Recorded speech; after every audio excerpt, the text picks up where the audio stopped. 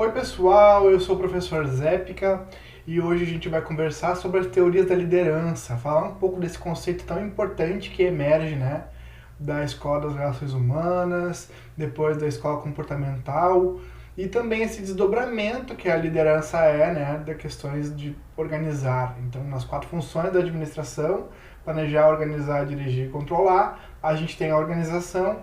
E um dos desdobramentos da organização é a liderança, e um dos desdobramentos também do organizar, dirigir, o dirigir também, né? É uma questão de liderança. Então, vamos falar um pouquinho sobre isso, e quem gosta de meu malvado favorito, do GRU, dos Minions, vai gostar mais dessa aula. Né? A aula tá cheia de easter eggs aí de meu malvado favorito. Aí tá o GRU bem pequenininho pra gente começar. Então, começando, a gente vai falar sobre o nosso roteirinho, né? O nosso roteiro. A gente discorre sobre as bases iniciais do conceito de liderança, depois a gente fala um pouco das teorias de liderança, os movimentos que existem, né? E dentro dos movimentos a gente tem o movimento contingencial e o movimento situacional, que é onde a gente vai frisar um pouco mais, porque é uma das teorias mais utilizadas aí na atualidade. E a gente fala um pouquinho também de poder, né? Liderança e poder. Então vamos lá, gente. Bases iniciais do conceito. Vamos lá. Então, olha só, eu vou trazer algumas figuras aqui para a gente poder entender e pensar na visão e no que é ser líder, tá? Um guarda prisional é um líder? Será que é um líder? Um pastor evangélico é um líder? Um chefe é um líder? Presidentes ou políticos, né, que tem o Bolsonaro e tem o Lula aí, presidentes são líderes? Um técnico de futebol, aqui o Renato Gaúcho, né? É um líder? Um professor é um líder? E o GRU, ele é um líder? Gente, é muito relativo essa elaboração de conceito, de dizer, um chefe é um líder ou um chefe não é um líder. Um professor é um líder ou não é um líder. Tem mais a ver com a forma com que está se articulando essa questão, tá? Daquilo que está sendo feito. Então, da questão legal, da questão racional da função que tu está desempenhando, e como é que tu desdobra isso em liderança. Autoridade eu posso dizer que sim, autoridade todas essas pessoas que estão aqui, elas têm, tá? Não necessariamente todas essas pessoas são líderes, tá? Todas essas pessoas têm autoridade, então a gente poderia classificar todas essas pessoas como chefes de alguma forma, tá? E aí, falando nisso, eu trago o conceito de liderança do dicionário. E olha só como é esse conceito de liderança no dicionário. Roubei do meu dicionário Luft, tá? Líder, então, é o guia, o chefe, o cabeça. E liderança é a função ou a influência do líder, da chefia. O ato ou o efeito de liderar. E liderar é governar ou dirigir como um líder. Ou seja, a gente tem esse guia, esse cabeça, esse cara que aponta o direcionamento. Chefe, tá no dicionário, a gente poderia até pegar esse conceito e esmiuçar. Mas nem todo chefe é um líder, tá? Todo líder é um chefe? Pode ser que não também. A gente tem diferenças bem claras e bem crassas com relação aos dois conceitos. Então vamos lá. Gerente, né? O gerente como um líder, o gerente como um chefe e o líder. Vamos falar um pouquinho das diferenças. Gente, o chefe ele está interessado em administrar, em planejar, organizar, dirigir, controlar, em fazer as coisas acontecerem. Já um líder, às vezes, ele está interessado em inovar, em fazer algo novo, diferente.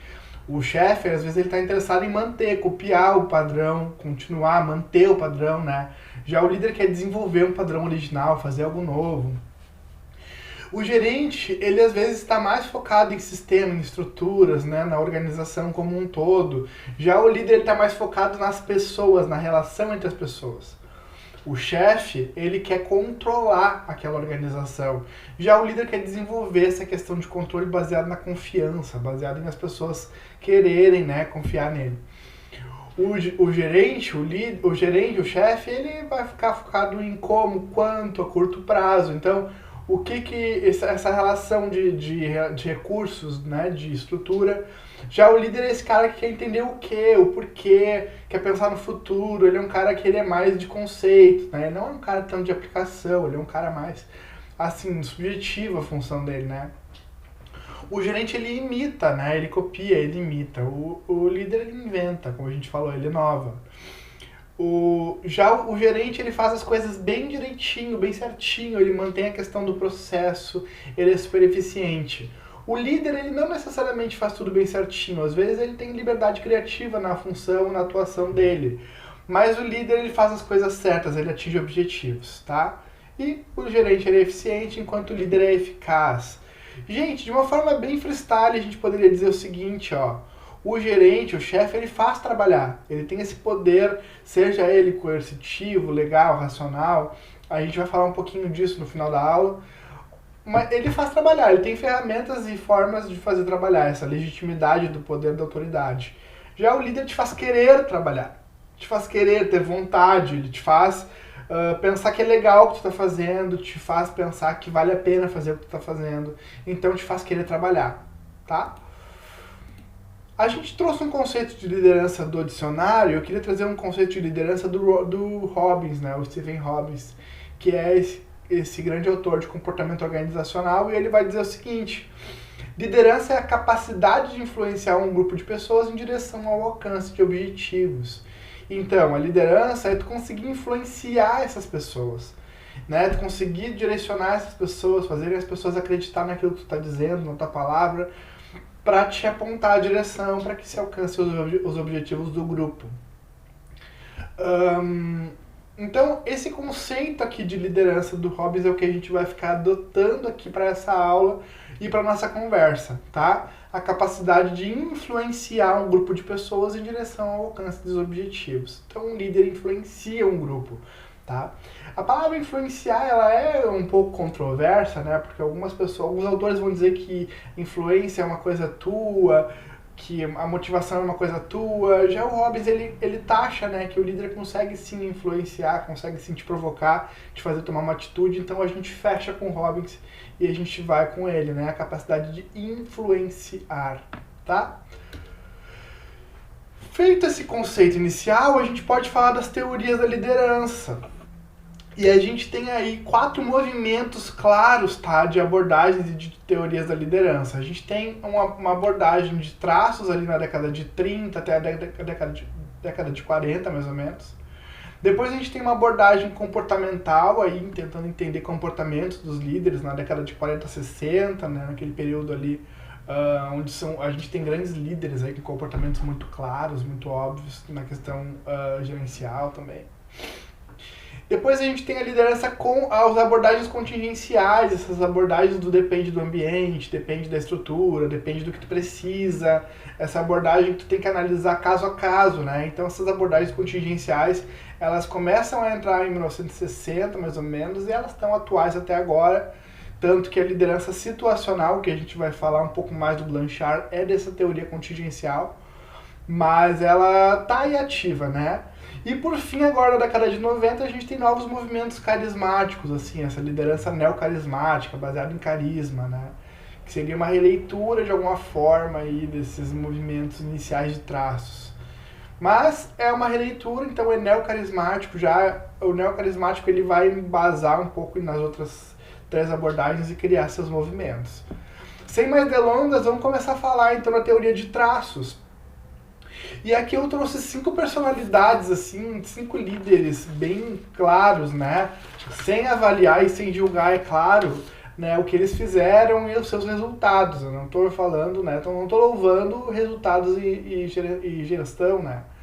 Tô falando aqui dos traços, do crasso, né? Assim, esse cara é um líder. Ele motiva para fazer, ele influencia para fazer ou algo bom ou algo ruim, mas ele influencia, né? E aqui a gente tem o Abraham Lincoln, né? O cara que influenciou lá aquela guerra, a guerra não, mas influenciou o movimento abolicionista dos Estados Unidos. A gente tem Hitler, né? Que é um cara com traço mais pesado de liderança, influenciou uma nação inteira a perseguir judeus, fazer coisas absurdas, né? Tentar estabelecer a Alemanha como uma nação acima das outras, essa coisa eugenística, mas ele foi um líder. Ele fez uma grande baboseira com a liderança dele, mas ele foi um líder. Depois a gente tem Mahatma Gandhi também, esse líder bem engajado com funções de paz mundial, um cara também muito respeitado, esse líder. A gente tem o Churchill, né? O Winston Churchill, super respeitado e apresentado aí na Segunda Guerra Mundial. Ele conseguiu, junto com as alianças aí, né, com Inglaterra e também com a União Soviética, porque precisamos dizer que sim, conseguiu vencer aí a Primeira Guerra Mundial, né, junto com os Estados Unidos. Então, olha só, que louco, né? E Lenin, né, esse cara aí do leninismo, né, do soviético leninismo. Traços. O que é essa liderança de traços, então? É essa busca por traços sociais, físicos, intelectuais, personalidade. Então tu tá querendo identificar, aqui eu trouxe 5 líderes políticos, né? Mas a gente poderia colocar líderes de outras coisas também. Mas quando tu vai olhar pela abordagem de traços, nessa abordagem na década de 30, 40, tu tá querendo entender o que um líder tem de diferente, né? Tu parte de um pressuposto de que o líder já nasce líder. Ele já nasceu um líder. Ele é um líder porque ele é um líder. Ele nasceu assim, ele é esse líder, né? Então, tu é uma abordagem super determinística, né? Tu determina, não, esse cara é um líder, esse cara não é um seguidor. Então, eu preciso entender que características o líder tem. Como é que o líder se coloca? É uma característica social, física, intelectual, personalidade? Daí a gente já poderia começar a discorrer, né? Mas assim, algumas lideranças por conhecimento, algumas lideranças por forma de se colocar, por forma de discursar. Tu é um líder porque tem uma habilidade muito grande de conexão com as pessoas. Traços, tá? O que a abordagem de traços ela vai fechar, então? Que os líderes são líderes porque eles são. Eles têm características peculiares, diferentes, e eles são líderes. E a gente precisa entender que características peculiares são essas, tá? Mas é uma abordagem determinística, não é uma abordagem que te permite assim desenhar, criar um líder. Não, o líder ele nasce assim e o nosso papel é entender o porquê que ele é um líder e como é que ele consegue liderar, tá? Saindo da abordagem de traços, a gente vai para a abordagem comportamental. Na abordagem comportamental, a gente está aí na década de 40, até a década de 60, ela começa a tomar uma força muito grande, né? Que é essa abordagem das lideranças de comportamento mesmo, né? Começar a entender o estilo de comportamento do líder, o estilo de comportamento do líder com os seus liderados. Então, como que ele se comporta com os liderados e como que o comportamento dele impacta no comportamento do liderado. Aqui eu trouxe 3 figuras, né? Eu trouxe aí o Sloan, da General Motors, da General Electric, desculpa. Eu trouxe aí o Jack Welch, me deu um branco aqui. O Jack Welch, trouxe também o cara da Toyota. Então, assim, 3 líderes comportamentais, 3 líderes empresariais, tá? Para entender aí o comportamento do líder com o seu liderado, com o seu influenciado. Então, que estilo de comportamento de líder ele conecta com o liderado. E a gente tem 2 considerações importantes para fazer aqui, que é, primeiro, a orientação para o funcionário.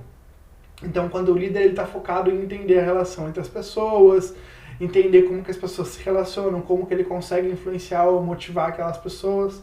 E tu tens um líder aí voltado à produção, né? Esse líder voltado à produtividade, a melhores entregas de cada funcionário para a sua organização, para a sua empresa, né?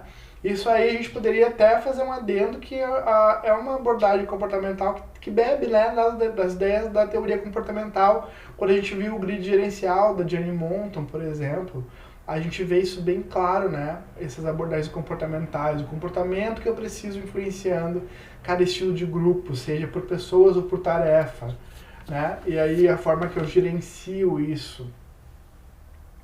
Mas assim, o que fica da abordagem comportamental? É esse formato de liderança de que o comportamento de um líder ele está de acordo com um grupo e aí eu preciso entender as relações desse líder com esse grupo. Como que o comportamento do líder influencia ou não. Não é traço, já não vou dizer que o líder nasce assim, não, ele tem um comportamento dessa forma. Então eu posso ensiná-lo a ter esse comportamento, né? Esse aí é o avanço que a gente faz nesse segundo momento da teoria comportamental. Depois da abordagem comportamental, gente, daí a gente vai para a abordagem contingencial, né? E na abordagem contingencial, a gente tem algumas teorias de liderança. A gente poderia falar da teoria do Fiedler, né? Mas, do Fred Fiedler. Mas, assim, eu vou focar em falar a teoria do Blanchard. O Blanchard é essa teoria de liderança tão atual que ele escreveu esse livro aqui, ó, Liderança de Alto Nível, Como Criar e Liderar Organizações de Alto Desempenho, o Ken Blanchard. Esse livro aqui, ele é uma edição bem atual até, tá? Ele é uma edição de 2007, então essa liderança tá aí hoje ainda ativa, tá? O Ken Blanchard, ele vai desenhar a liderança, na realidade as ideias que vão vir dessa abordagem contingencial e situacional do Blanchard, ela vai dizer que eu preciso de líderes diferentes para situações diferentes. Então cada tipo de liderança vai necessitar ou de um tipo de líder ou de um desdobramento de uma atividade maior, de uma faceta de liderança daquela pessoa. Bah, professor, está complicado. Então vem comigo, vamos desdobrar essas ideias aí do Blanchard.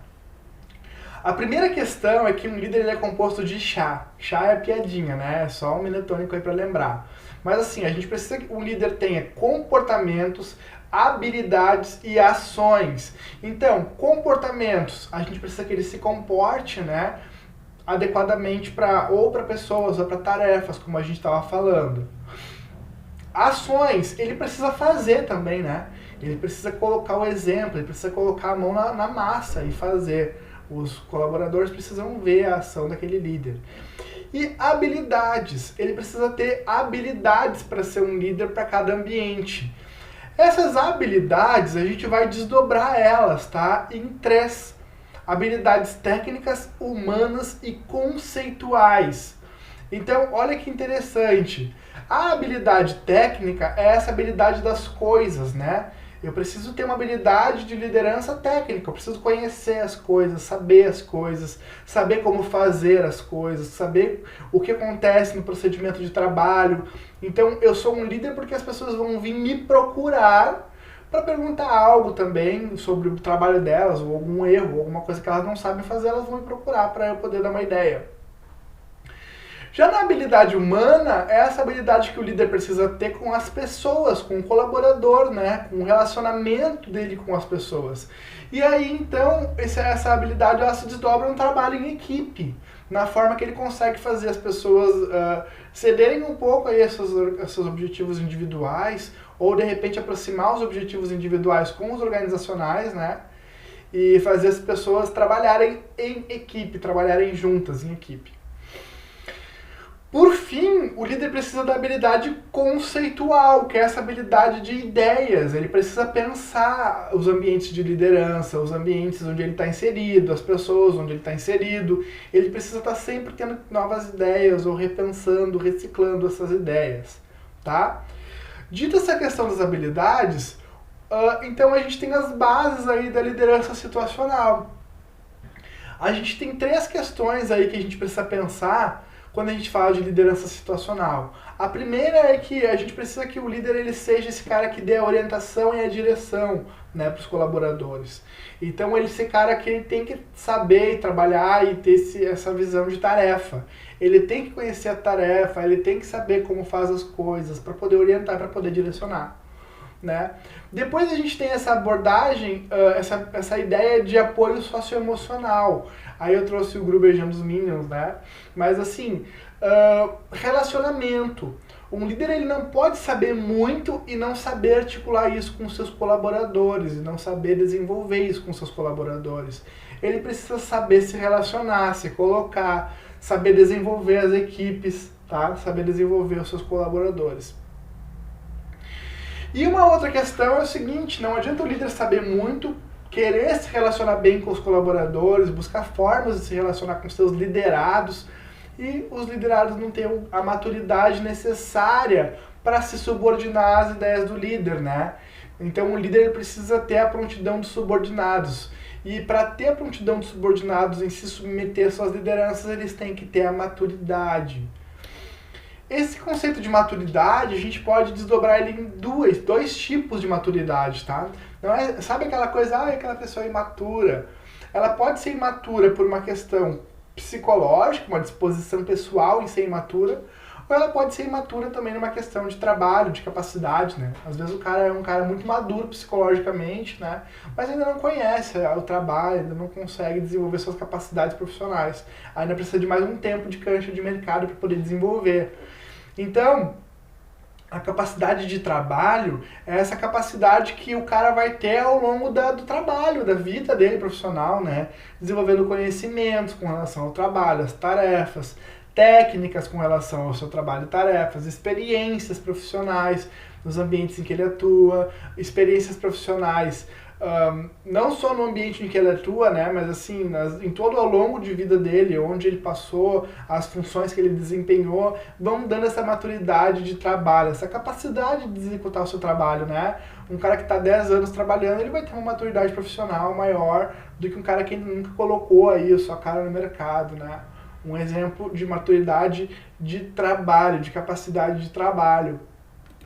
Já a maturidade psicológica é essa maturidade que é a disposição do cara em se colocar enquanto ser humano, né? Uma coisa intrapessoal, assim, da parte dele mesmo.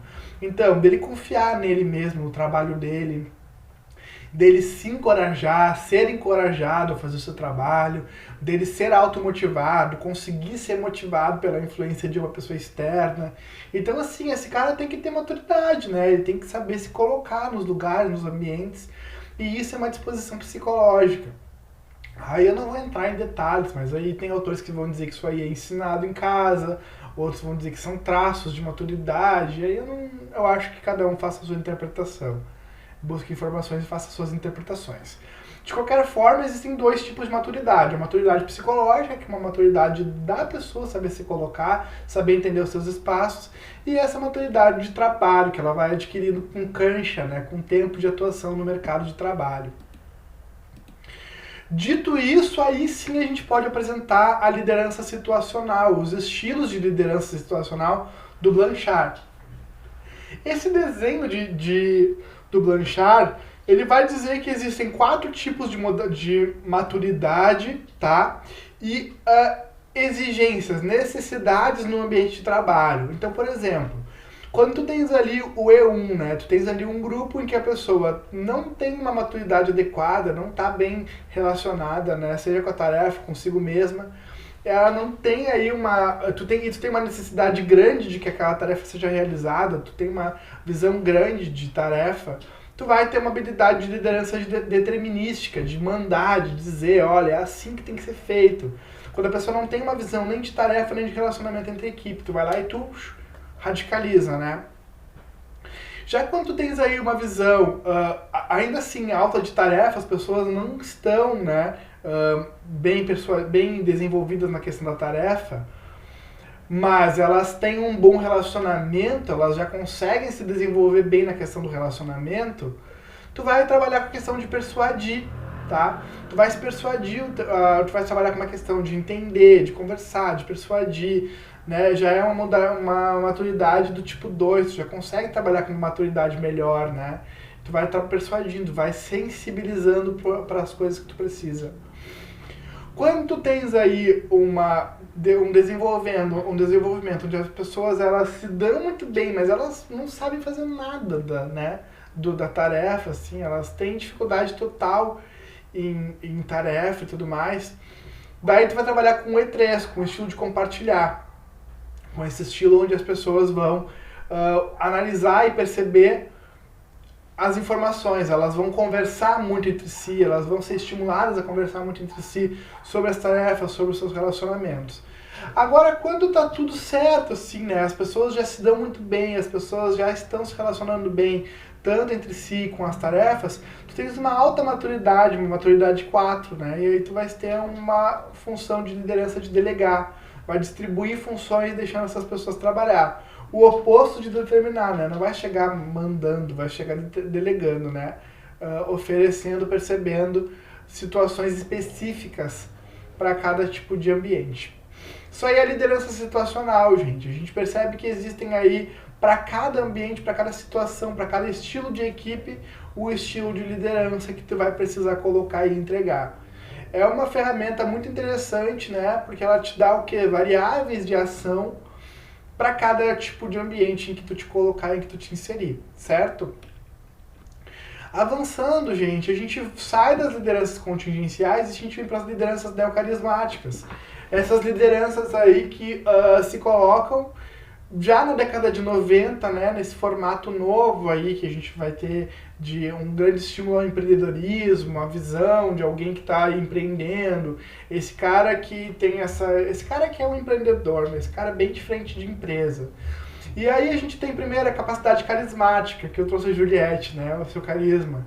Mas assim, a carismática é essa liderança que vai buscar sempre características heróicas nessa pessoa que está liderando, né? Essa pessoa vai ter que ter visão, vai ter que estar disposta a correr riscos, vai ter que entender bem o seu ambiente, vai ter que entender bem os seus liderados, vai ter que... E normalmente ela tem esse comportamento não convencional, né? Ela inova, ela diferencia o seu comportamento.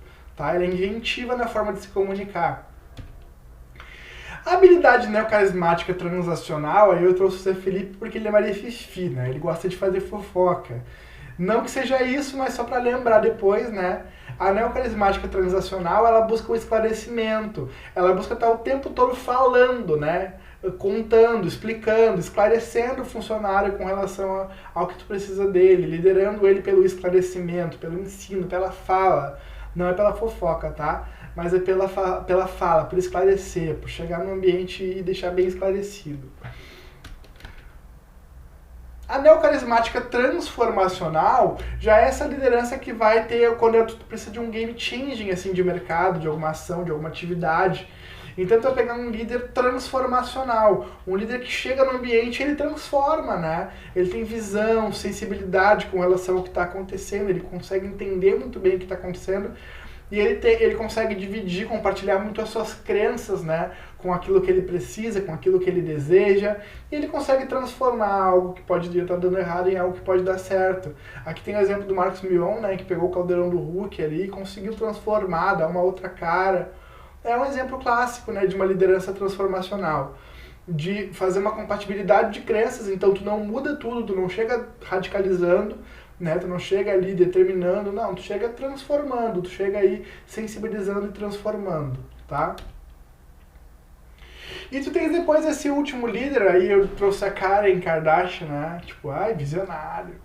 Porque é o líder visionário mesmo, é o líder da visão, é um líder que tem uma visão e ele consegue comunicar essa visão para a equipe de trabalho.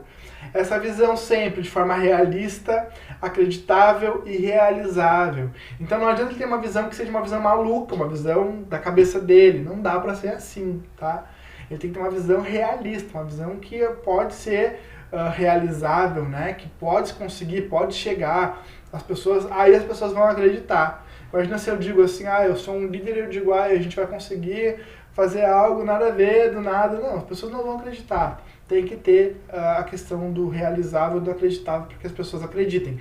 Porém, a diferença é que esse líder ele tem uma visão mais de longo prazo, ele consegue dar um direcionamento a longo prazo, quando as pessoas não conseguem ter essa visão bem clara, tá? Saindo disso, a gente vai falar então das variáveis de poder, trabalhar com questões de variáveis de poder, que a gente já tem alguma ideia disso quando a gente fala da função organizar, né, do planejar, organizar, dirigir e controlar. As funções de poder. Poder, então, poder, pela definição, é mandar, ordenar, mostrar o que fazer, desempenhar autoridade, aí um reizinho, né, Minion, né, poder, tá mandando, tá ordenando, tá mostrando, né, tá desempenhando sua autoridade. O poder, todavia, a gente precisa fazer uma diferenciação de dois espaços de poder. Isso aqui é um trabalho do Frank Raven, de 69, que a gente encontra isso no trabalho, né, no livro da Pessi Sobral. Mas assim, existem dois grupos de poder, né? O poder formal, que é o poder que a organização te dá, e o poder pessoal, o individual. O poder formal, o poder da organização, é esse poder da autoridade, né? Esse poder da autoridade, esse poder que tu vai desempenhar ele de três formas. A primeira forma, coercitivamente, né? As pessoas vão se submeter e tu vai conseguir liderar elas por uma questão de coerção, por uma questão de colocar, né? Tu vais colocar para essas pessoas, ou elas fazem ou elas vão receber alguma punição de alguma forma, né? O chefe pode punir não te pagando ou te demitindo. O guarda na prisão pode te punir, te batendo, não sei, alguma coisa assim, né? Se tu não obedece.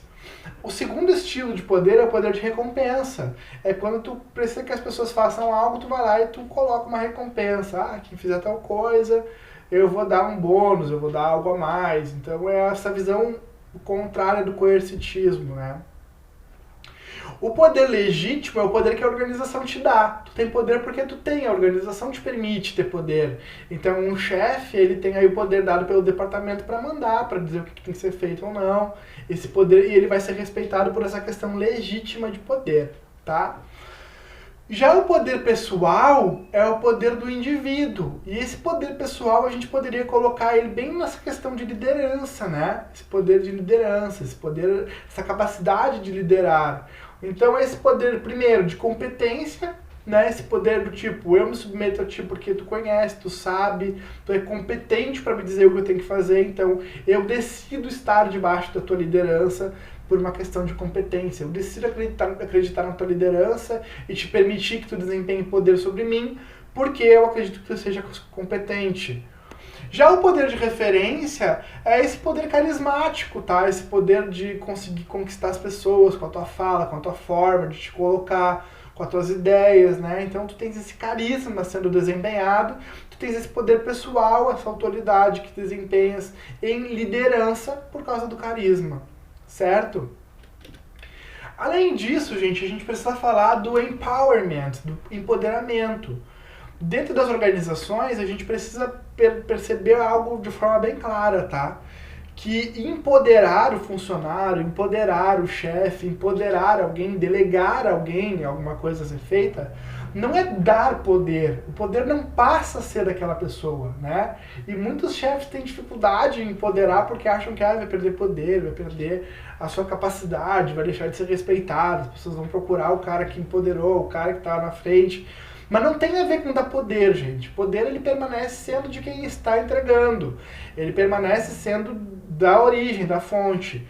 Ele propicia o uso do poder já existente. O poder segue sendo meu, mas eu te permito usar o meu poder para tu poder atuar. Eu te permito usar aquele poder que é meu, que eu tenho para fazer algo, né? Então eu propicio o uso do poder que já existe. Aqui estão as gurias do Gru, né? Esperando provavelmente ele para levá-las em algum lugar. Não estão empoderadas, né? Estão esperando. Mas assim, propiciar o uso de poder que já existe. Então os chefes, eles podem trabalhar com uma questão de empoderamento pensando que não vão roubar os seus lugares ou algo do gênero, né? Isso é uma coisa que acontece, às vezes acontece, mas não é uma via de regra, tá? O empoderamento, ele permite que as pessoas trabalhem de uma forma mais livre, mais criativa, através de uma delegação de poder, porque elas estão prestando contas, né, do que elas estão fazendo, certo? Gente, dito isso, a gente finaliza a nossa aula e fecha a nossa aula. E sobre o que a gente falou? Falou sobre as bases iniciais do conceito de liderança. Depois a gente falou das teorias de liderança, né? E frisamos a liderança situacional. E a gente fechou um pouco falando de poder e de empoderamento, certo? As referências da nossa aula, para quem quiser pode baixar aí com o próprio QR Code, pega o celular e já escaneia, tá? Já baixa o material direto pro celular. Que são os capítulos 1 e 2 do livro de liderança do Dante Potinelli Freitas, tá? Dante Bonetti Freitas. Tá aí também o link, tá? Aqui para baixar. Quem quiser, vou colocar na descrição do vídeo o slide e pode clicar no link também e fazer download direto.